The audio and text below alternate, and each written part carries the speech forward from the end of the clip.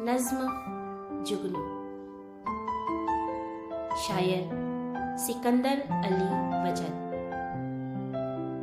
बरसात की रात थी अंधेरी, कुछ नींद उचट गई थी मेरी। पानी जो बरस के खुल गया था, गुलशन का गुबार धुल गया था। बेदार थी बाग में अकेली, फूलों से लदी हुई चमेली। निकहत बर्बाद हो रही थी, मखलूक तमाम सो रही थी। इतने में जो रौ चली हवा की, किस्मत ही चमक गई फिजा की। होने लगी जुगनुओं की बारिश,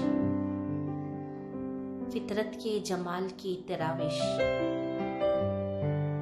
नहरों पे तपा थे बर्क़ पारे, रक़्सां थे ज़मीं पर सितारे। जुगनू इस तरह उड़ रहे थे, पीरों में पर लगे हुए थे। जुल्मत मोती लुटा रही थी, परियों की बारात जा रही थी। मैं इस मंजर में खो गया था,